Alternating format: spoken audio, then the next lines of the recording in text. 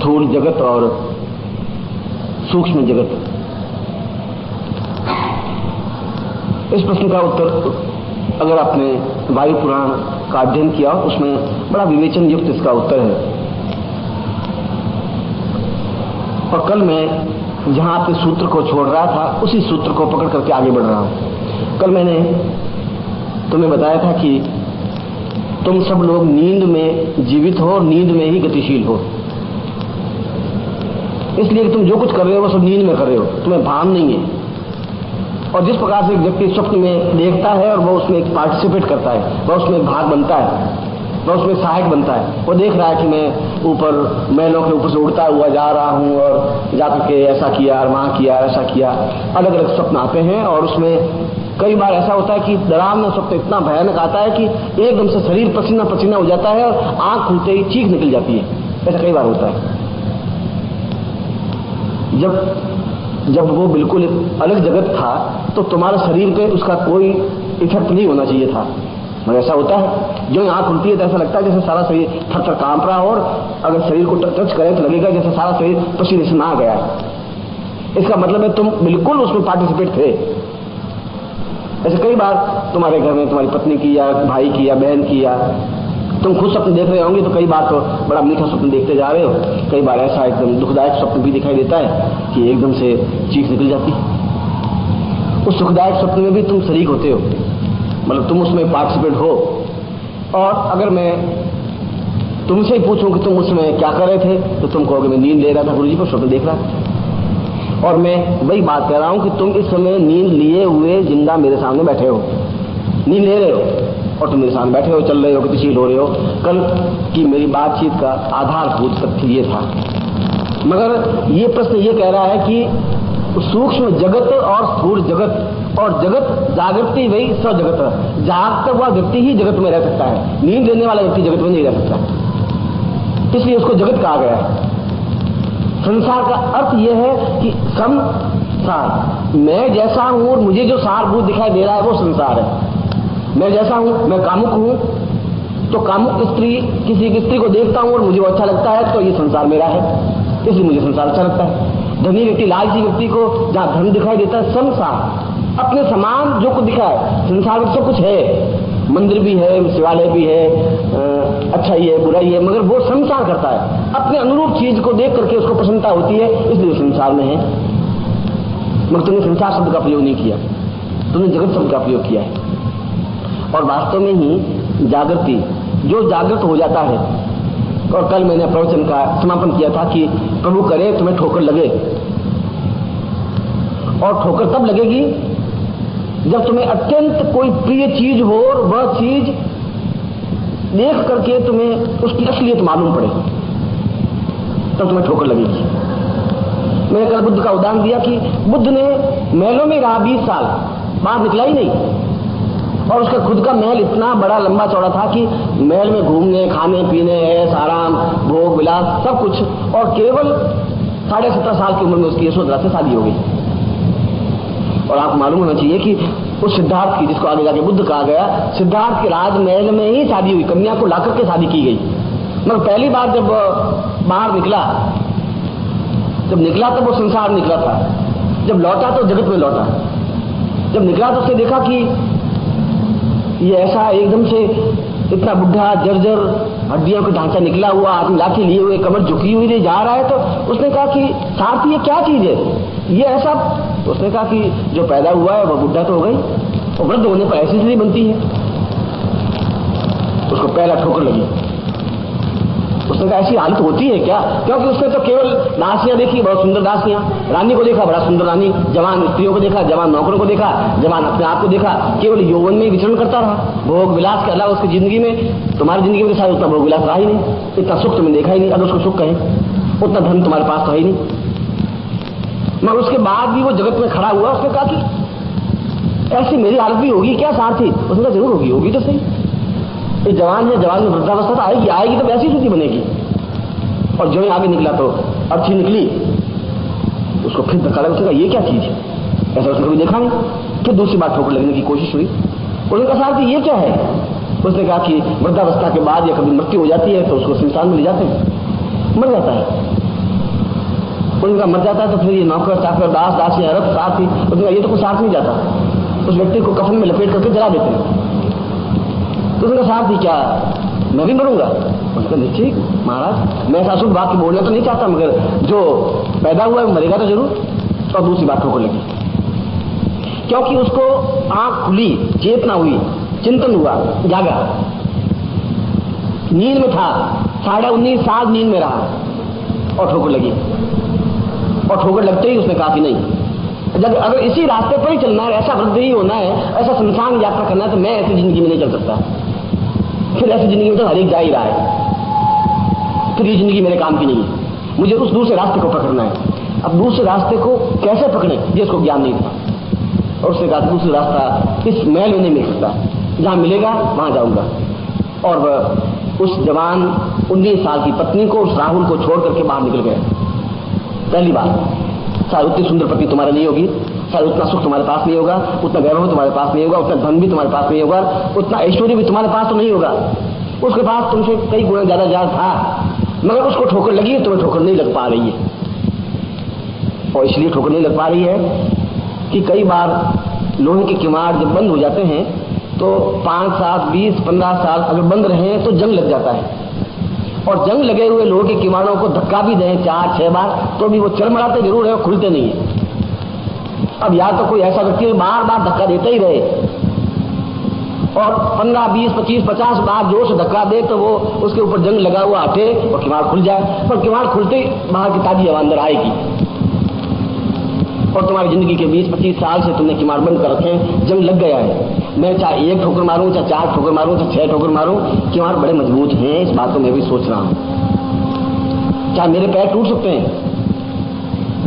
लहूलुहान हो सकते हैं, मगर ये किवाड़ खुल जाए ये मेरा सौभाग्य होगा। तुम्हारा सौभाग्य हो या नहीं हो, पर मैं उस क्षण को सौभाग्य मानूंगा जिस क्षण किवाड़ खुल सके, तुम ताजी हवा की सांस ले सको, तुम एहसास कर सको कि जागृति ये चीज है। हम जागने के बाद जो कुछ देखें और वह देखने की क्रिया अपने आप में आनंददायक है, अद्भुत है। वह देख सकता है जो जागा हुआ हो, जो जागा हुआ है ही नहीं वह उसका आनंद ले ही नहीं सकता, उसको देख ही नहीं सकता, तुम नहीं देख सकते। तुम वैसा ही है कि जैसे स्वप्न में देखा कि बस बहुत गए और नोटों की वर्षा हो रही है और तुमने नोट गठड़ी में लपेटे और लिए बड़ा प्रसन्न और उसको लाद रहे हैं और लाद करके चल रहे हैं और घर में आए हैं और घर में आते ही अपने कोने में रख दिए नोट और सोचा कि अब कोई चिंता की बात नहीं है। आंख खुल जाती, आंख खुलते तो देखते हैं कि कोई फटा हुआ कुर्ता पहना हुआ और फटी हुई धोती, अभी इतने नोटों की गठड़ी बांध करके ला रहा था, क्या हो गया? तुम वैसी जीवन जी रहे हो क्योंकि तुम्हारा सारा जीवन कल्पनाओं में ही व्यतीत होता है। तुम में से अधिकांश लोग कल्पना में जीवित हैं और जो तुम्हें कल्पना देता है तुम बहुत पसंद होते हो। जब गुरु कहता चिंता मत करो, आने वाला समय तुम्हारा बहुत अच्छा है, मैं आशीर्वाद देता हूं, तो बहुत खुश होते हो, ये गुरु जी बहुत अच्छे हैं, कि बस सब ठीक हो जाए। गुरु जी ने कह दिया है सब ठीक हो जाएगा। गुरु जी मेरी पत्नी बहुत बीमार है, गुरु जी ठीक हो जाएगी। अब गुरु जी यही कहेंगे बेचारे, अब गुरु जी ये कहेंगे भाई तेरी पत्नी मर जाएगी तू जा साला, ऐसे कहीं नहीं। तो गुरु जी तुम्हारे उन बीच में ही रहते हैं, जो तुम बैठे हो वहीं, या तो मुझ में क्षमता है मैं तुम्हें ठोकर मारूं या तो ये हो, मगर अगर मैं ठोकर मारूंगा तो तुम दूसरी बार मेरे पास आओगे नहीं कि ये गुरु जी तो बेकार है, वहां जोधपुर जाना व्यर्थ है। वहां तो अगर कहेंगे तो उल्टे ही बोलेंगे कि जा तेरी और बीमारी होगी सारी। अब मुझे मालूम है वो बीमार होगी उसका भोग भोगने 5 साल और वो बीमार रहेगी। और अगर मैं कहूंगा कि वो 5 साल बीमार रहेगी तेरे, गुरु जी अशुभ बात मत निकालो, तो बस ठीक है और तुम दूसरी बार मेरे पास नहीं आओगे। और मैं ऐसा नहीं चाहता कि मैं दूसरी बार मुझको नहीं मारने का साधन ही नहीं मिले, इसलिए मैं कहूंगा ठीक है आशीर्वाद है सब ठीक हो जाएगा, मुझे कहना पड़ता है। और जब मैं ऐसा कहता हूं तो बहुत पसंद होते हो कि गुरु जी ने आशीर्वाद चाहिए, गुरु जी बहुत ऐसा कुछ हो ठीक हो जाएगा।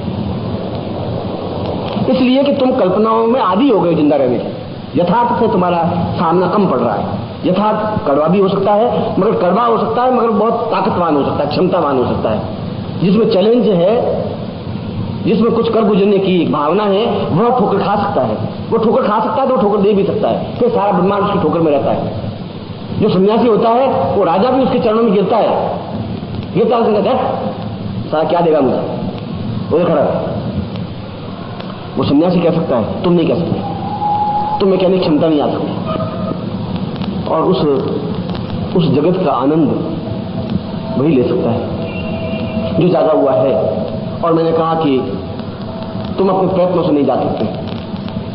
कभी ठोकर लग जाए, और प्रत्येक को ठोकर लगी, तुलसी को ठोकर लगी, कबीर को ठोकर लगी, बुद्ध को ठोकर लगी, महावीर को ठोकर लगी, राम को ठोकर लगी, कृष्ण को ठोकर लगी तो खड़े हुए। वो भी तुम्हारे जैसे ही आदमी थे, पैदा होते ही कोई भगवान नहीं थे। तुम में और उनमें कुछ अंतर नहीं, बुद्ध में और तुम्हें कुछ अंतर नहीं है। हो सकता है तुम आगे जाके बुद्ध बन सको, क्योंकि बुद्ध ने ठोकर खाई और खाने के बाद एहसास किया, और तुम नित्य देखने होने के बावजूद भी शायद उस एहसास को नहीं कर सको। ये तुम्हारा दुर्भाग्य है। और यदि तुम्हें ठोकर मारे, तुम्हें बुरा लगे, तो समझना चाहिए इससे बड़ा दुर्भाग्य तुम्हारी जिंदगी में कुछ नहीं हो सकता, क्योंकि पहले ठोकर देने वाला मिलेगा ही नहीं। भिखारी मिलेंगे, जो गुरु होंगे वो भीख मांगने वाले मिलेंगे, गिड़गिड़ाने वाले मिलेंगे, हाथ जोड़ने वाले मिलेंगे। वे गुरु नहीं बन सकते। गुरु ठोकर मारता है, कहता है गलत है, ये तुम्हारा जीवन इस ढंग से नहीं जी सकते, ये नहीं है। इसलिए कल मैंने तुम्हें कहा था कि तुम जो यहाँ साधना कर रहे हो, जो शिष्य हो मेरे, जो काम कर रहे हो, उनमें और बाकी लोगों में बहुत बड़ा अंतर है। ये अंतर है कि उनको यही पता नहीं कि वो कहाँ है, तुम्हें ये पता है कि तुम उस पगडंडी पर हो जहां पे तुम्हें चलना है, और तुम चल सकते हो। ये बहुत बड़ा अंतर है, क्योंकि बाकी लोग नींद में भटक रहे हैं, उनको पता ही नहीं पगडंडी कहां से प्रारंभ होती है। तुम्हें इस बात का पता है कि हम पगडंडी पर खड़े हैं। अब ये पगडंडी पर गतिशील होना, पांव तुम्हें बढ़ाना है। मैं तुम्हारे पीछे खड़ा हूं, प्रत्येक कदम पर तुम आगे पांव बढ़ाओगे तो मैं खड़ा हूं। तुम जड़वत खड़े हो, मैं तुम्हें धक्के मार सकता हूं, रोज धक्के मारता हूं, क्योंकि कल से मैंने कहा कि मैं रोज धक्के मारने के लिए आ जाऊं, पूछा श्रीवास्तव को। और इसलिए आज पूछ रहा हूं कि मेरे धक्के लगाने से तुम्हें तकलीफ होती हो तो फिर मैं नहीं आऊं। मैं वही बता रहा, पूछ रहा था, क्योंकि तुम्हारा आराम का टाइम है, नींद लेने का टाइम हो, तो फिर मेरा यहाँ आना व्यर्थ हो जाएगा। क्योंकि मेरा उद्देश्य, मेरा लक्ष्य, मेरा चिंतन, मेरा विचार, इस समय मैं आराम से घर में लेटा हुआ उपन्यास पढ़ सकता हूं, मुझसे ज्यादा अच्छा नहीं लगता। शायद मैं उस टीवी को देखता तो शायद अगर मैं उसको सुख मिलता तो, मगर मुझे सुख मिल सकता है अपने शिष्यों के बीच। इसलिए कि मेरा एक कर्तव्य, मेरा एक धर्म, जिंदगी का एक मर्म है। मैंने अपने किसी प्रवचन में एक बात कही थी कि भगवान कृष्ण के बाद 2500 वर्षों बाद बुद्ध पैदा हुआ। ठीक 2500 वर्ष अगर हमारे देखा जाए तो काल पुरुष का एक क्षण है, एक दिन है, पूरे 2500 वर्ष। और बुद्ध के ठीक 2500 वर्ष पूरे हुए हैं। फिर एक नई, एक चेतना, एक नया व्यक्तित्व जरूर उभरेगा। हम पहचान पाए, हम समझ पाए, उस ठोकर को एहसास कर सके, उसके प्रति कृतज्ञ बन सके। क्योंकि अगर वो तुम्हारे सामने गिड़गिड़ाएगा, हाथ जोड़ेगा, तुम्हें रिक्वेस्ट करेगा, तो गुरु बन ही नहीं सकता। गुरु का मतलब ही यह है कि तुम्हें चोट पहुंचाए। कबीर ने साफ कहा है कि गुरु कुमार शिष्य कुंभ है, गड्डी गड्डी काटे खोट, ठोक ठोक करके उसके कोट निकालता है, बार बार ठोकता है, गड्डी गड्डी, भीतर भीतर सहज के, बाहर बाहर चोट पहुंचाता है। वो चोट पहुंचाता है तो घड़ा बनता है, और घड़ा बनता है तो उसमें रखा हुआ पानी बहुत ठंडा, निर्मल, शुद्ध, स्वच्छ, शीतल होता है, सैकड़ों लोगों की प्यास बुझा सकता है।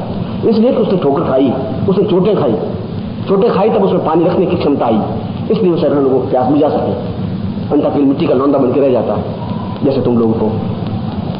अब इस मिट्टी के लौंदे का दिया बन सकता है, घड़ा भी बन सकता है, अगर तुमने चोट खाने की ताकत हो तो। और जिस दिन मिट्टी खड़ी होकर कह देगी कि आपसे चोट मत दीजिए, ठीक, तो अपनी जगह में, तेरे में क्या संबंध है, चोट देगा क्या कहेगा, तो केवल मिट्टी बन के रह जाएगी। मिट्टी तो हुई, क्योंकि यह शरीर उस मिट्टी में जाकर मिलेगा ही। और इसीलिए जब इसने प्रश्न किया कि उस जगत के स्थूल जगत, और स्थूल जगत में 5 तत्व हैं। भूमि तत्व जिसको मैं मिट्टी कह रहा हूं, और जिस मिट्टी में मिलना ही है, चाहे मुसलमान है तो जमीन के अंदर मिलेगा, और हिंदू है तो जल करके मिलेगा तो इस मिट्टी में, क्योंकि मिट्टी तत्व है। इसलिए स्थूल जगत, ये 5 तत्वों से जो तुम्हारा शरीर है, और इस शरीर से जो कुछ तुम देख रहे हो वह स्थूल जगत है, उतना ही जितना तुम देखते हो। और मैंने कहा तुम वही देखते हो जो तुम्हें अच्छा लगता है। जो कामुक है वो केवल कामना ही देखेगा, और कुछ देख ही नहीं सकता। वो वृद्धावस्था को नहीं देखेगा, उसे अच्छा लगेगा भी नहीं। तो किसी सुंदर स्त्री को देखेगा तो उसका एक क्षण बहुत अच्छा बीतेगा कि ये बड़ी सुंदर। और दुकानदार पर अगर 2 पैसे उसने नफे कमा लिए और लालची व्यक्ति है तो बड़ा खुश होगा, ये ठीक मुर्गा फंसा, क्योंकि तुम वही देख रहे हो। इसलिए स्थूल जगत का व्यक्ति वही देखता है जो वह देखना चाहता है, जिसको देखने से उसको आनंद मिलता है, जिसको देखने से उसको संतोष होता है। और यह स्थूल देह मिट्टी है, क्योंकि गुरु कुमार सुष्कुम वो तो मिट्टी है ही, और तुम मिट्टी के लौंदे हो, तो साफ बता रहा। वायु पुराण ने स्पष्ट कहा है कि व्यक्ति 5 साल का हो और 80 साल का हो, है मिट्टी का लौंदा ही, अगर जब तक कुमार उसको मिले नहीं, और कुमार मिले और उस मिट्टी की सौभाग्य उदय हो कि वो कुमार उस मिट्टी को हाथ में ले, वायु पुराण बोल रहा है, और फिर कुमार मिले और उसको एक दिया बनाने की कोशिश करे, उसको उस मिट्टी से घड़ा बनाने की कोशिश करे, और वह एक चोट लगाती समझ जाता है कुमार कि इस मिट्टी में ताकत है, दूसरी चोट खा सकता है, ये तीसरी चोट खा सकता है। जमीन पर पड़ी हुई रेत को उठा करके मिट्टी का दिया नहीं बना सकता, उसके लिए वह मिट्टी को तैयार रौंदता है, पैरों से खूब मसलता है, और मसल करके उसको लसदार बनाता है, और लसदार बनाने के लिए पैरों से प्रहार करता है, हाथों से प्रहार करता है, और तब वह मिट्टी उस लायक बनती है जब वो दिया बनता है। शुरू में जमीन पड़ी हुई रेत से मिट्टी दिया नहीं बन सकता, घड़ा नहीं बन सकता। इसलिए वायु पुराण ने कहा है कि जो केवल मिट्टी के लौंदे हैं वे स्थूल जगत में हैं, और वे जो स्थूल जगत में है तो स्थूल में तो केवल 5 तत्व ही है जिनसे तुम बने हुए हो। इसलिए अभी कल विश्वामित्र जो शरीर चल रहा था उसमें जब त्रिशंकु को कहा कि तुम्हें ऊपर स्वर्ग में जाना है, तो उसने कहा कि ये मनुष्य ऊपर नहीं पहुंच सकता स्वर्ग में, इसलिए कि इस मनुष्य के शरीर में दुर्गंध है, और यदि तुम्हारे शरीर को चीर फाड़ के देखा जाए तो उसमें क्या निकलेगा, उसमें पिशाब, उसमें टट्टी, उसमें थूक, उसमें श्लेष्मा जिसमें खंखारा जिसको कहते हैं, और उसमें घाव। इसके अलावा तुम्हारे शरीर में और क्या चीज है जिस पे गर्व कर सके हम?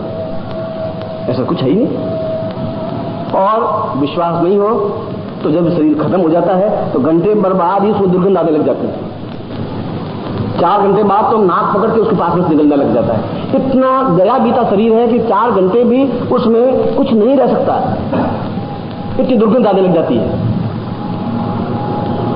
ऐसे दुर्गंध युक्त शरीर को वो कह रहा था विश्वामित्र कि मैं त्रिशंकु को स्वर्ग में ले जाना चाहता हूं, और स्वर्गवासी कह रहे हैं कि इस शरीर में गंध है, दुर्गंध है, इसलिए स्वर्ग में नहीं पहुंच सकता। और जो स्थूल जगत में है उसके शरीर में तो दुर्गंध है ही, क्योंकि उन तत्वों से बना हुआ है, और ये तत्व अपने आप में दुर्गंध युक्त ही है। तुम्हें केवल 24 घंटे स्नान मत करिए शरीर से दुर्गंध आनी शुरू हो जाएगी। तुम 48 घंटे स्नान मत करिए, पास में से चलने वाला व्यक्ति कहेगा क्या बात है, शरीर दुर्गंध कैसे आ रही है, स्नान नहीं किया क्या? तुम्हारा शरीर कितना गया बीता शरीर है कि 48 घंटे बाद उसमें से दुर्गंध निकलनी शुरू हो जाती है। तुम गर्व किसमें कर रहे हो? क्या है तुम्हारे पास जिसमें तुम गर्व कर रहे हो? तुमने उस शरीर को कैसे तैयार किया है? क्या उसको साबुन लगाने से वो मांस का साफ हो जाएगा? उसमें चमक नहीं आ सकती, और चमक आती फिर तुम तो बहुत चमकीले होते, ऐसा नहीं बन सकता। इसलिए स्थूल जगत जो कुछ हम देखना चाहते हैं और जो कुछ हम देखते हैं और जिनको देखने समय प्रसन्नता होती है, और प्रसन्नता क्षणिक है, क्योंकि वो तो राह चलती हुई लड़की है, जो तुम्हारे जीवन में उसका कोई महत्व तो है ही नहीं। वो बनिया तो करोड़पति दुकान पर बैठा है जिसका तुम्हारे जीवन को संबंध नहीं है, मगर तुम खुश हो रहे हो उसको देख करके, क्योंकि तुम्हारे अंदर वे भावनाएं बहुत तीव्रता से उठती हैं। इसलिए तुम जो कुछ देखना चाहते हो वही तुम देख सकते हो, इसके अलावा तुम देख ही नहीं सकते। मैं तुम्हें कहूं मैं जगा करके तुम्हें उस आनंद को दिखाना चाहूं, तुम कहां से देखोगे? क्योंकि देखने का भाव तुम्हारे पास नहीं है। उस देखने के भाव में तुम्हें सूक्ष्म जगत में जाना पड़ेगा, और वह सूक्ष्म जगत जब इस स्थूल जगत को तुम पार करने की क्रिया करोगे, और पार करने की क्रिया अंदर जो कुछ दुर्गंध है उसको समाप्त करने की क्रिया को कुंडलिनी कहते हैं। अंदर जो कुछ सुप्तावस्था में है उसको जगाने की क्रिया को कुंडलिनी जागरण कहते हैं, और वह कुंडलिनी जागरण ठोकर के अलावा और कोई तरीके से जाग ही नहीं सकती। अगर किसी संपेरे को देखा हो तो सांप अगर लेटा पड़ा हुआ है और वो बजाता भी है पूंगी, तो सांप उठता ही नहीं, तो हाथ से उसको छेड़ते, 1 बार 2 बार 4 बार छेड़ते, सांप खड़ा होता है, और खड़ा होकर निकलने लग जाता है। उस कुंडलिनी को छेड़ने वाला होना चाहिए, जगाने वाला होना चाहिए। और कब जगाएगा वो? जो जगाएगा कि मिट्टी तैयार है अब दिया बनने के लिए, वो गुरु बराबर देखता रहता है कि मिट्टी बराबर तैयार हुई कि नहीं हुई। ये तैयार हुई तो उसको अपने आप उसको बनाने की कोशिश कर देगा, फिर देख लेगा ये दिया ठीक बनेगा, मिट्टी का घड़ा ठीक बनेगा, ये क्या चीज बनेगी। वो गुरु जानता है, कुमार जानता है इस मिट्टी से क्या बन सकता है। मगर मिट्टी खुद तैयार हो, उसके प्रति धन्यवाद हुए लिए हुए, मिट्टी खुद बिल्कुल लसदार हो उस प्रकार से बनने के लिए। और जब वह सूक्ष्म जगत में उस कुंडलिनी जागरण के माध्यम से जाता है उस गुरु की कृपा से, उस गुरु के ठोकर से, उस गुरु की चेतना से, उसके विचार से, उसके व्यवहार से, उसके कहने के अनुसार गुरु करे वैसा करने की जरूरत नहीं है, गुरु कहे जैसा करने की जरूरत है। कि गुरु का भाव दृष्टि कुछ और है, तुम साधु को समझोगे नहीं, तुम आज भी नहीं समझ पाए। 5000 वर्ष हो गए कृष्ण को, आज भी हम उसकी सैकड़ों प्रकार से आलोचना कर लेते हैं कि वो गोपियों के साथ रास खेलता ही रहा, क्योंकि तुम्हारे अंदर की दबी हुई वासना इसके अलावा कुछ कर ही नहीं सकती, इसके अलावा तुम सोच ही नहीं सकते, तुम स्थूल हो, उस सूक्ष्मता में तुम नहीं जा सकते। और जिसने सूक्ष्म गए वो उन्होंने कृष्ण को योगीश्वर कहा गया, उनका ये योगी है, ये सन्यासी है, ये अपने आप में गुरु है, ये जगत गुरु है, ये अपने आप में परमात्मा है, उन्होंने कहा। यशोदा ने ऐसा नहीं कहा, गोपियों ने ऐसा नहीं कहा, नंदों ने और ग्वाल बालों ने ऐसा नहीं कहा, क्योंकि वो स्थूल में थे, उनको वहीं तक प्रिय था। तुम भी अगर स्थूल में है तो तुम वैसा ही देखोगे, तुम पाठ बनाना, तो उस देखने का आनंद कुछ और होगा, तब तुम्हें आनंद आएगा, तब स्थूल जगत से तुम बरत सकोगे। जिस दिन तुम्हें ऐसा भाव आएगा अपने आप सूक्ष्म जगत में चले जाओ। उस सूक्ष्म जगत और स्थूल जगत में कोई बहुत बड़ा गैपिंग नहीं है, उसके लिए कोई मंत्र नहीं है। जिस दिन तुम्हें यथार्थता आ जाएगी तो एक किनारे खड़े होकर देखने की क्रिया तुम्हें आ जाएगी, फिर तुम्हें हर्ष विषाद नहीं होगा। और ऐसा जीवन में आ सकता है उस गुरु की ठोकर से। और ठोकर का मतलब पैरों से तुम्हारे चोट पहुंचाना नहीं, मैं जो शब्दों से बोल रहा हूं ये ठोकर है, ये ठोकर, इसको ठोकर कहते हैं। कोई पैरों से तुम्हें लात मारे उसको ठोकर नहीं कहते हैं, जब मैं तुम्हें कहता हूं तब ये ठोकर है। जब उस रत्नावली ने तुलसी को कहा कि दिख दिख ऐसे प्रेम को कहा कहो मैं नाथ, अस्थि चरण में दे ममता में जैसी प्रीत, ये सारी चमड़ी और एक हड्डियां, इसमें तुम ऐसे प्रीत कर रहे हो, क्या है इसमें? ऐसे प्रीत तुम्हारे राम के प्रति हो तुम बहुत कुछ बन जाओगे। उसको ठोकर लगी, एहसास हुआ। उसने कोई लात तो मारी नहीं थी रत्नावली ने तुलसी को, कोई बैंत नहीं मारी थी, शब्द का एक घाव लगा, एहसास हुआ कि ठीक है यह तो वो जगह। वहां तुलसी ने उस आनंद को देखा, उस भगवान राम, उस कृष्ण, उसको पूर्ण रूप से अपने आप में समाहित किया। और आज भी राम, कृष्ण और तुलसी जिंदा रहे। और मैं भी तुम्हें शब्दों के माध्यम से ठोकर लगा रहा हूं, इसलिए ठोकर लगा रहा हूं तुम उस स्थूल जगत से सूक्ष्म जगत में जा सको, उस आनंद को ले सको। उसका प्रश्न और था कि इस स्थूल जगत और सूक्ष्म जगत में कितने सूक्ष्म जगत हैं, किस प्रकार के सूक्ष्म जगत हैं, यह एक और विवेचन का अंश होगा। मैं कल इस प्रश्न के उस उत्तरार्ध को मैं आपको उत्तर दूंगा। मैं एक बात में पुनः आशीर्वाद दे रहा हूं कि इस जिंदगी में तुम कभी जाग सको और जल्दी जाग सको, और मेरी चोट बहुत तेजी के साथ तुम्हें लग सके और तुम्हें परिवर्तन अनुभव कर सको, तो तुम्हें ऐसा ही आशीर्वाद दे रहा हूं। ऐसे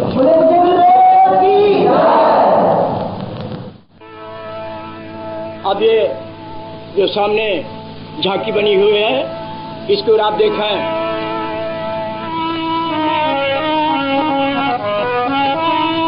जोगी अजब अजब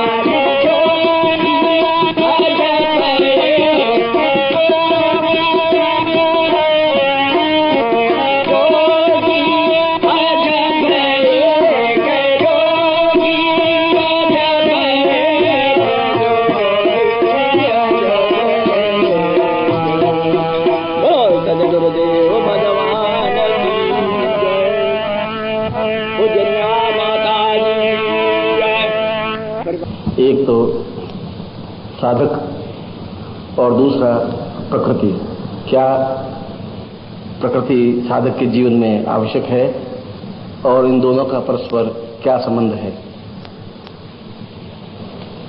अगर तुम्हारे मानस में प्रकृति का चिंतन पेड़ पौधे और हरियाली और पहाड़ और नदी और नाले और समुद्र और हिमालय है तो गलत है, तो प्रकृति नहीं है। प्रकृति न पेड़ को कह सकते हैं, न पौधों को कह सकते हैं, न समुद्र के किनारों को कह सकते हैं। वह तो एक प्राण चेतना है। और जिस प्रकार से मनुष्य की प्राण चेतना है, उसी प्रकार से उन पत्थरों की, उन हिमालय के खंडहरों की या पेड़ों की, पौधों की, वनस्पतियों की एक चेतना है। प्रकृति का मूल तात्पर्य शंकराचार्य ने पहली बार स्पष्ट किया, और यही प्रश्न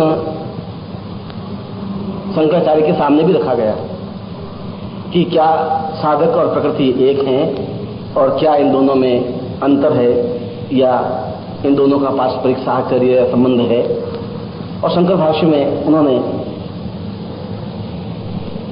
प्रकृति जीवन के मूल्यों को कहा जाता है। हमारे जीवन के चिंतन, हमारे जीवन के विचार, हमारे जीवन की धारणाएं क्या हैं, वह प्रकृति कहा जाता है, उसको प्रकृति कहते हैं। हम कई बार आम बोलचाल की भाषा में कहते हैं कि उसकी प्रकृति अच्छी नहीं है, तो उनसे मत मिलो, वह एक दूसरे ढंग का आदमी है और उसकी प्रकृति भी ठीक है, उसकी विचारधारा भी ठीक है और तुम उससे मिल सकते हो। हमने कभी इस प्रकार का उत्तर देते समय इस चिंतन को माइंड में नहीं रखा कि यह प्रकृति शब्द उस मनुष्य के लिए क्यों प्रयोग हुई। मैं कहता हूं कि अवधेय से मिलना चाहिए क्योंकि उसकी प्रकृति ठीक है, बात को समझता है, लड़ाई झगड़ा नहीं करता है, उत्तेजना नहीं करता है, क्रोध नहीं करता है। और मगर वो बाहर जो पालने वाला है उससे तुम थोड़ा, उसकी प्रकृति बिल्कुल विपरीत है। हमारे साधना के लेवल से उनकी प्रकृति मिलती ही नहीं है। यहां पर प्रकृति पेड़ पौधा नहीं है, इन शब्दों में कहीं वनस्पति का कोई उल्लेख नहीं आया है। प्रकृति का मूल अर्थ जीवन को आप किस रूप में लेते हैं उसको प्रकृति कहते हैं। मनुष्य दो प्रकार के होते हैं। अधिकांश मनुष्य नींद लेते हुए ही जिंदा रहते हैं। तुम में से अधिकांश व्यक्ति नींद ले रहे हैं 24 घंटे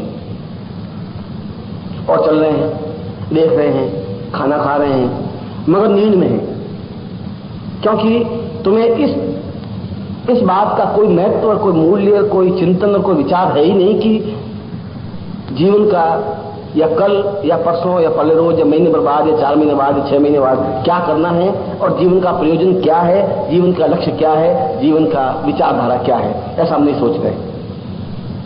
इसलिए व्यक्ति चलता रहता है। वह सड़क पे चलता है और पास में से सैकड़ों घोड़े गाड़ियां निकल जाती हैं, मोटरें निकल जाती हैं, कारें निकल जाती हैं, वो अपने ही नींद लेता हुआ चलता रहता है। उसको इस बात का पता नहीं कि पास में से कौन निकल गया, क्या निकल गया।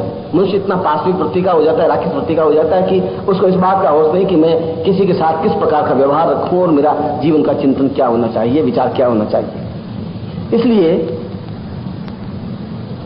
शास्त्रों में मनुष्य को माया कहा है, ब्रह्म और माया। और माया का मतलब है जो सुप्तावस्था में है वो माया है, जो नींद में है वो माया है। इसलिए दुर्गा सप्तमी में कहा या देवीश्वर भूतेषु निद्रा रूपेण संस्थिता नमस्तस्यै नमस्तस्यै नमस्तस्यै नमस्तस्यै। मैं यह सारी इस मनुष्य जाति को इस जगदम्बा ने, देवी ने उसको निद्रा रूपेण संस्थिता स्थापित कर दिया है, नींद में स्थापित कर दिया है। इसलिए वे अपने जीवन को व्यर्थ के प्रयोजन से ढो रहे हैं। उनके जीवन का कोई चिंतन, कोई लक्ष्य, कोई मर्म नहीं है। और जिसके जीवन का लक्ष्य नहीं होता, जिसके जीवन का चिंतन नहीं होता, जो इस बात को सोचता ही नहीं, वह केवल माया के वशीभूत होता है। इसलिए धन को भी माया कहा गया है और इसीलिए निद्रा को भी माया कहा गया है। जहां व्यक्ति का चिंतन केवल अपने स्वार्थ से संबंधित है, उसको मायाधिपति कहे कि ये सब कुछ माया जाल है, ये सारा संसार माया जाल है, मुंबई माया नगरी है। और हम इसलिए माया कहते हैं कि वो सब कुछ स्वार्थ से प्रेरित होकर ही चलते हैं, उनमें जीवन का चिंतन मूल्य नहीं है। वो कभी एक क्षण भर बैठ करके सोचते नहीं है कि मेरे जीवन का लक्ष्य उद्देश्य क्या है। क्या मेरे जीवन का लक्ष्य उद्देश्य केवल नींद में ही इस पूरे जीवन को व्यतीत कर देना है?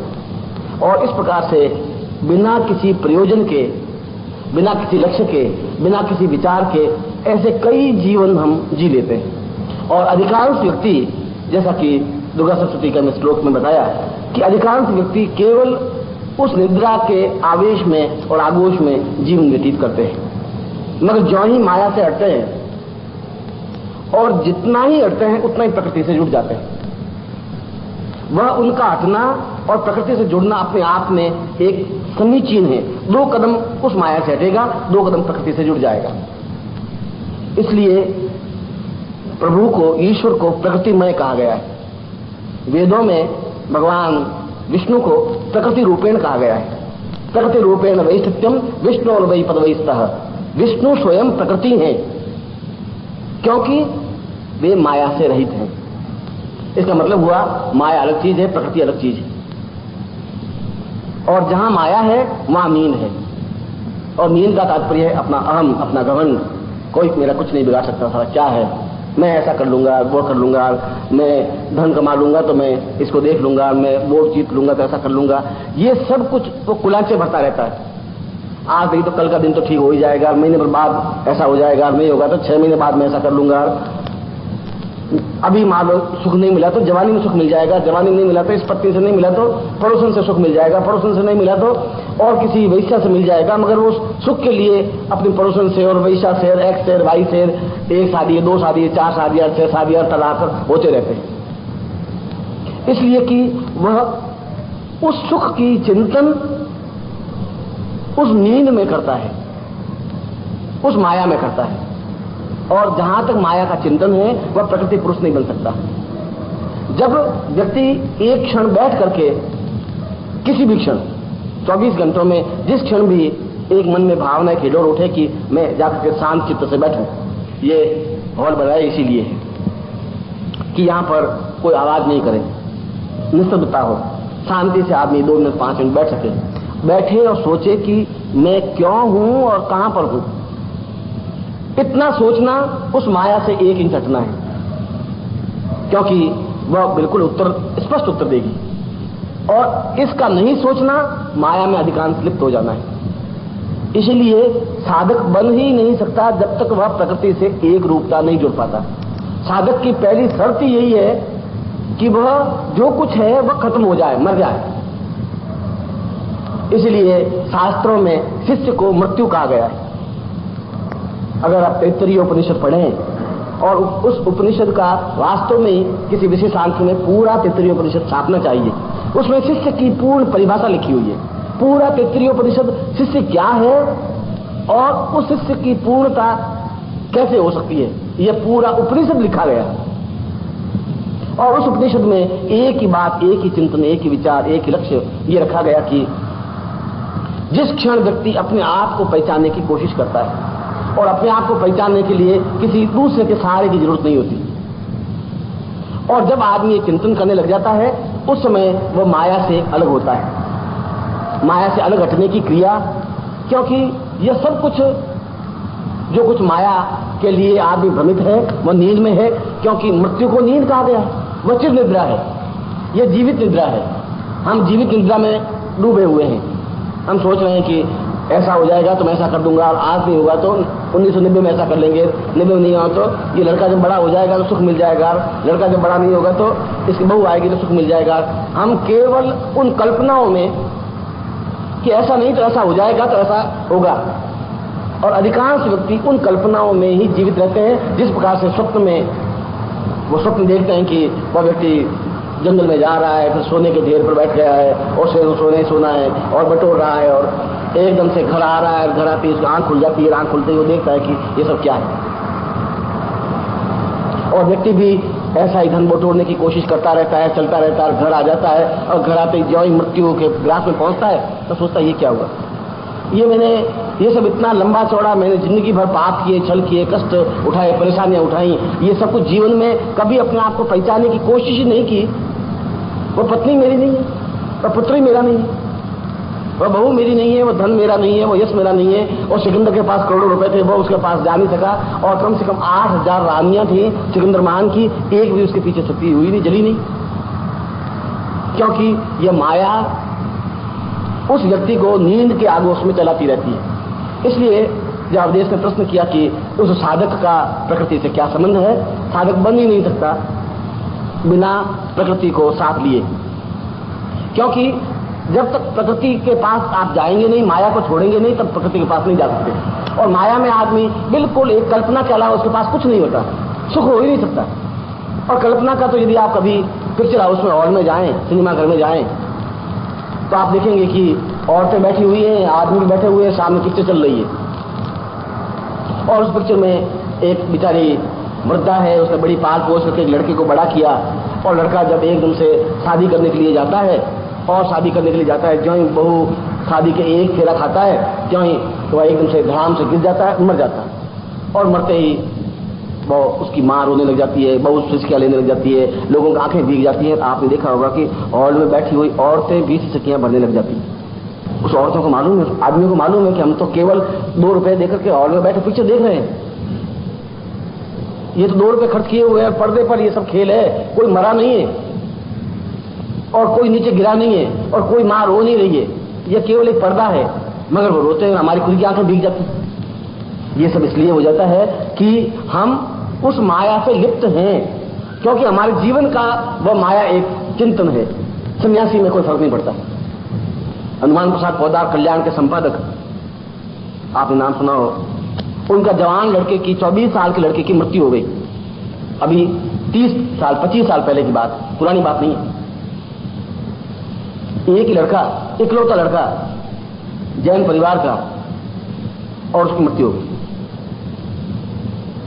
उसने हनुमान प्रसाद पोद्दार खुद शमशान तक गए, भाई सैन संबंधी भी गए, उसको जलाया। शाम को 5 बजे घर लौटे, 5:30 बजे घर लौटे। घर लौट करके उन्होंने, हनुमान प्रसाद ने गीता का पाठ किया, जो ऐसा रोज करते थे, और पत्नी को कहा खाना बना, भोजन करना है। पत्नी को कहा आपको शर्म नहीं आती, आपको डूब मरना चाहिए, तुम्हारा जवान लड़का अभी मरा 4 घंटे पहले, तुम मुझे कह रहे हो खाना बना और खाना खा, ये क्या है? तो उसने कहा कि उसमें क्या है, वो लड़का आया था तभी, तो एक ही बात की, चला गया, उसमें क्या हुआ? यह स्टेज प्रकृति की स्टेज। वो जो सिनेमा घर में बैठे बैठे आंसू बहा रहे थे, वो माया की स्टेज है। मैं दोनों आपके साथ उदाहरण दे रहा हूं। ये भी 20 साल पहले की घटना है, वो भी हमारे जैसा आदमी था। ऐसा स्थित प्रज्ञता जहां पैदा होती है, गीता में कहा गया, भगवान कृष्ण ने कहा है कि अर्जुन, जब तू स्थिर प्रज्ञ हो जाएगा तब तो इनसे युद्ध कर सकेगा। स्थिर प्रज्ञ का मतलब है तू ये समझ कि ये कुछ नहीं है, ये तेरे बाप नहीं है, ये तेरे भीष्म पितामह दादा नहीं है, ये तुम्हारे भाई नहीं है। तो स्थित प्रज्ञ बनेगा तो जीत सकेगा, नहीं तो तू हार जाएगा इस युद्ध में। और तुम्हारे सामने भी एक जीवन का युद्ध है, और इस जीवन के युद्ध में 98% लोग हार जाते हैं, 99% लोग हार जाते हैं। इसलिए हार जाते हैं कि उनके पास कृष्ण जैसा कोई व्यक्ति नहीं है जो गीता का चिंतन दे सके, इसलिए हार जाते हैं। और कृष्ण कह रहे हैं कि तू गांडी उठा, वो कह रहा है कि मैं कैसे गांडी उठाऊं, कैसे तीर चलाऊं, ये सामने दादा खड़े हैं, ये भीष्म पितामह मेरे दादा हैं, मैं इनकी गोद में बड़ा हुआ हूं, जब मैं छोटा था तो मुझे गोद में लेके इन्होंने बड़ा किया है। तो उसने कहा किया है, मगर ये तेरे दादा नहीं है, ये तो इससे पहले 25 बार दादा बने, 25 बार तेरे बेटे बने होंगे, 25 बार तेरे पिता बने होंगे, 25 बार तेरे शत्रु बने होंगे। तो बेकार सत्प्रज्ञ बन, तो अगर तुम्हें जीतना है तो, और अगर हारना है तो ठीक है। और मैं भी तुम्हें ऐसा ही प्रश्न कर रहा हूं कि ये जीवन एक महाभारत का युद्ध है, जिसमें 100 कौरव सामने हैं और तुम्हारे पास केवल 5 पांडव हैं। वो चाहे 5 ज्ञानेंद्रियां समझ लो, वो चाहे 5 कर्मेंद्रियां समझ लो, हो तुम 5, और उन 500 के माध्यम से 100 पर तुम्हें विजय प्राप्त करनी है। अगर तुम्हें उस चिंतन का अर्थ समझ में आ सके, विचार का अर्थ समझ में आ सके कि मुझे युद्ध में सफलता प्राप्त करनी ही है इस जीवन में, और जिस क्षण तुम्हारे इस चिंतन को स्पष्ट आ जाएगा उस गीता के तत्व में, कृष्ण तो मूर्ख तो नहीं था, कृष्ण को तो योगी कहा गया है, योगीश्वर कहा गया है, जगत गुरु कहा गया है, कृष्ण मंडे जगत गुरु, उनको संसार का गुरु कहा गया है, और वो कह रहे हैं कि ये सब व्यर्थ है, ये तेरे साथ कुछ है ही नहीं, ये तुम्हारे कुछ सहायक है ही नहीं सकते, संभव नहीं है, तुम्हारे साथ ही कोई नहीं जा सकता। जो जब 20 साल बाद नहीं जा सकता वो आज भी तुम्हारे साथ नहीं। जो 20 साल बाद घटना घटनी है उस घटना को आज ही तुम देख लो, तो फिर तुम 20 साल अपनी जिंदगी की क्यों बर्बाद कर रहे हो? और कृष्ण के चिंतन को समझ करके अर्जुन, और अकेला अर्जुन और एकमात्र अर्जुन उस महाभारत युद्ध में विजय प्राप्त कर लेता है। और आप सब लोग इस युद्ध में, जो जीवन का युद्ध है, इसमें 100 प्रकार के कौरव हैं। माँ बाप भाई बहन संबंधी रिश्तेदार धन दौलत ऐश्वर्य और उससे भी बड़े बाकी जितने भाई है वह सब तुम्हारी कल्पना है। प्राप्त कुछ नहीं हो रहा है, कल्पना तुम्हारे पास असंख्य है, सैकड़ों प्लान है। इतने प्लान तो शायद किसी के पास होंगे ही नहीं। इतने प्लान, ऐसा कर लूंगा, मैं वहां जाऊंगा, व्यापार करूंगा तो 5 लाख रुपए तो सभी लोग कमाए, 5 लाख कमाने करके फिर मैं वैसा कर लूंगा, फिर 2 गाड़ियां खरीदनी है। अब तुम बैठे हुए, तुम्हारी जेब में 5 पैसे है नहीं और तुम 5 लाख कमा भी लिए, व्यापार भी हो गया और गाड़ियां भी खरीद ली, मुश्किल से 5 मिनट हुए।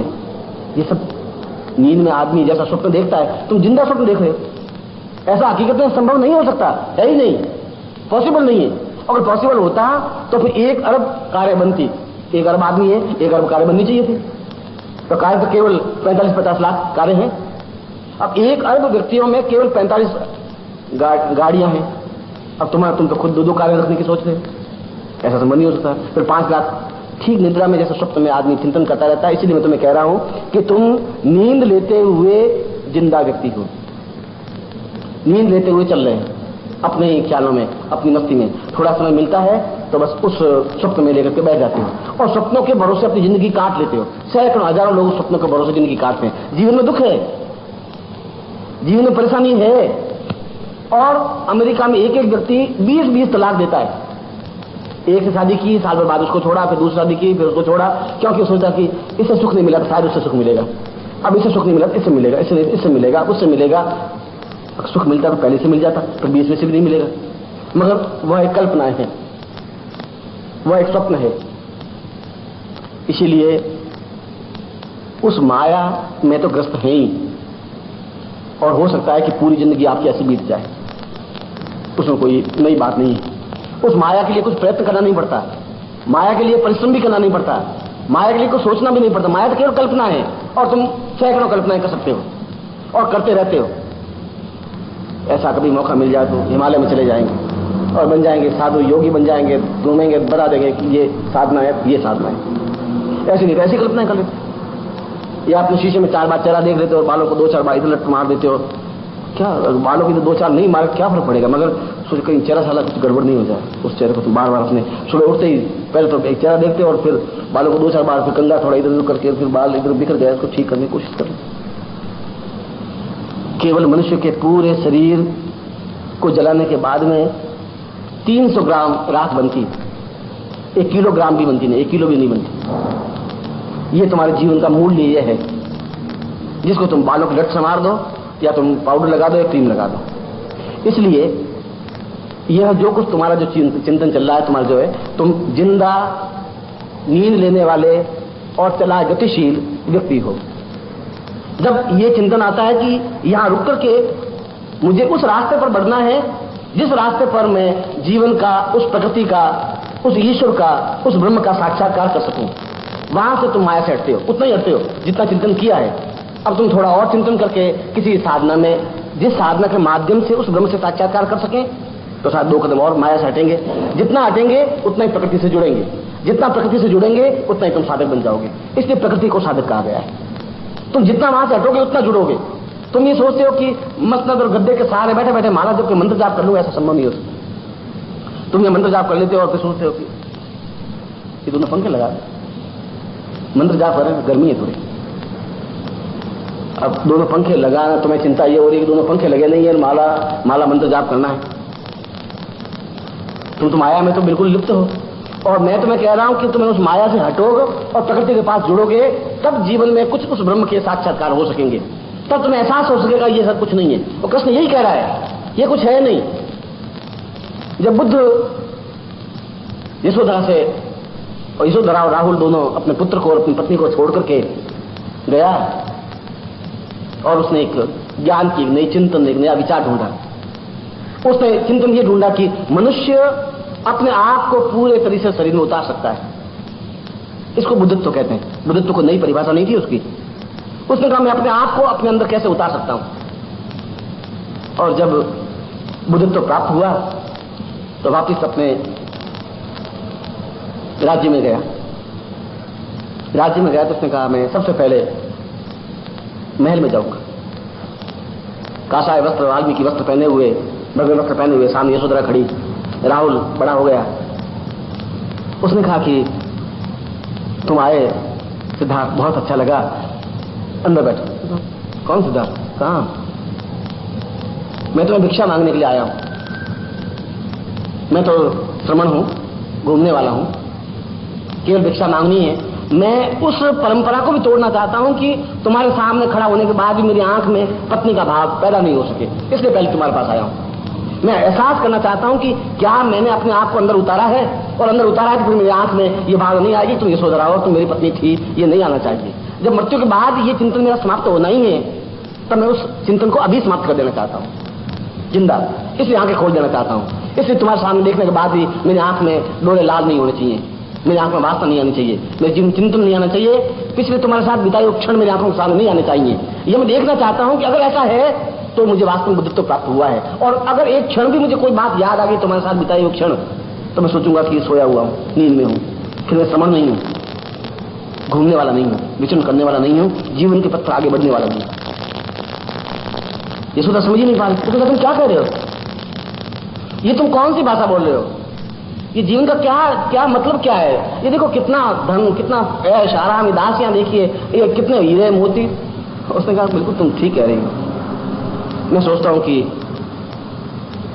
यशोधरा और बुद्ध बिल्कुल एक प्रकृति थी, एक माया थी, दोनों आमने सामने खड़े थे। और उसमें बुद्धत्व पहली बार अपनी पत्नी के सामने खड़ा होने के बाद भी उसकी आंख में विकार नहीं आया, चिंतन नहीं आया। यह भी नहीं आया, आंखों की परिभाषा में यशोधरा लिखा हुआ नहीं आया। यह भी नहीं आया कि ये पुत्र राहुल, ये नहीं आया, क्योंकि यह होगा ही नहीं। आज नहीं होगा तो 20 साल बाद भी मैं मर जाऊंगा, तो मैं जलूंगा, तो यशोधरा रोती हुई वापस महलों में आएगी। ये राहुल रोता हुआ रोएगा जरूर, क्योंकि लोग कहेंगे नहीं रोएगा तो बाप मर गया तो रोए नहीं, रोएगा तो जरूर, मगर वापस रो करके घर में ही आएगा। तो उस समय जो घटना घटनी है, आज भी घटना घटनी है। उस रोज मैं चला जाऊंगा और ये रोएंगे, आज भी रोने दो, मैं चला जा रहा हूं, खत्म। जो घटना 20 साल बाद घटनी, मैं आज अपनी आंखों से घटता वो देखना चाहता हूं। मैं देखना चाहता हूं कि क्या ऐसा होता है नहीं होता है। इसलिए बुद्ध पहला व्यक्ति था जो आंख खोल करके चला, और तुम पहले व्यक्ति हो जो आंख बंद करके जिंदगी व्यतीत कर रहे हो नींद में। तुम सोच रहे हो जागते हुए हो, पर मैं बता रहा हूं तुम्हें कहीं जागते हुए हो ही नहीं। इसलिए जो जागते हुआ नहीं है वह पूर्ण माया के चिंतन में है। और जो ही तुम जागने की क्रिया करोगे, अपने आप में समेटने की, अपने आप में अंदर जाने की क्रिया प्रारंभ करोगे, क्यों ही तुम प्रकृति के पास जाने की कोशिश करोगे। तुम्हारे अंदर की प्रवृत्ति, प्रकृति जागेगी, प्रकृति पुरुष की चेतना का उदय होगा, और वह प्रकृति पुरुष अपने आप में ब्रह्म है, जिसमें तुम्हें एक आनंद की अनुभूति, उपलब्धि प्राप्त हो पाएगी। तब तुम बुद्ध पैदा हो सकोगे। और तुम में से कोई भी बुद्ध पैदा हो सकता है। बुद्ध तो शादी करने के बाद बुद्ध बना, पुत्र पैदा करने के बाद बुद्ध बना। इसलिए ऐसा चिंतन विचार करने के बाद में तुम, हो सकता है कि तुम शमशान में जाकर सो जाओगे, ऐसा हो सकता है, और ऐसा हो रहा है, ऐसा होगा भी। इसमें कोई नई बात नहीं है। जो मरा हुआ है ही, जो नींद में ही है, उसका तो अंतिम स्थान शमशान है ही, वह बीच में रुकने वाला स्थान नहीं है। गतिशील नहीं बन सकता।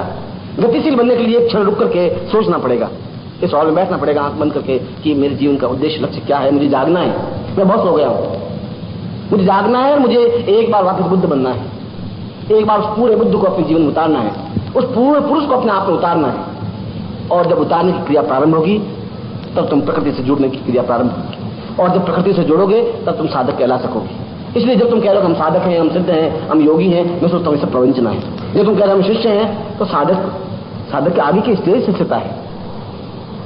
ऐसे बनने की क्रिया प्रारंभ होनी चाहिए, और ऐसे बनने की क्रिया हो सकती है। ठोकर तो बुद्ध को भी लगी थी, ठोकर तुम्हें कभी लगे, हो सकता है किस क्षण लगे कुछ कहा नहीं जा सकता। अर्जुन को नहीं लगा, 40 साल की उम्र तक नहीं लगी। 41 साल में कृष्ण ने ठोकर मारी कि नहीं, कुछ नहीं, ये सब बेकार है, तुम जो देख रहे हो ये तुम्हारा कोई नहीं है, तुम इनको तुम्हें मारोगे, तुम नहीं मारोगे तो कोई और मारेगा, ये मरेंगे जरूर, मगर तुम नहीं मारो, तुम मारोगे तो तुम एक एहसास कर सकोगे। ठोकर लगी, और बुद्ध को भी एक बार ठोकर लगी, जब उसने देखा कि एक जवान व्यक्ति जा रहा है, फिर थोड़ी देर बाद देखा कि एक वृद्ध लाठी टेकता हुआ जा रहा है। उस साथी को पूछा कि ये क्या है? उसने कहा ये वृद्ध है। ये बुढ़ापा क्या होता है? उसने कभी जिंदगी देखा नहीं, वो तो अपने ऐसे आराम में पला हुआ बुद्ध। सिद्धार्थ ने कभी महल के बाहर कदम ही नहीं रखा था, 20 साल की उम्र तक महल में तो कुछ सुख था। उसने कहा जो जवान था वो बुढ़ा होगा। साथी ने कहा जो आपने अभी जवान देखा वह उम्र के बाद ऐसा बुढ़ा होने के बाद इतनी झुर्रियां पड़ जाएगी क्या? उसने कहा झुर्रियां, बुढ़ा पाएगा तो झुर्रियां पड़ेगी, कमर भी झुक जाएगी, झुकेगी। तो साथ ही क्या मेरी भी कमर झुक जाएगी, मेरी भी इतनी झुर्रियां होगी? उसने कहा बुढ़ा पाएगा तो होगी। थोड़ी देर आगे और रथ गया कि एक सो जा रहा था, मुर्दा जा रहा था, कपड़े लपेटे हुए, राम नाम सत्य बोलते हुए। साथी को कहा रुक, ये क्या है? उसने कहा ये व्यक्ति मर गया है, अब इसको कहां ले जा रहे हैं? इसको जलाने के लिए ले जा रहे हैं। क्यों? उसने कहा बुढ़ा हो गया फिर मर गया।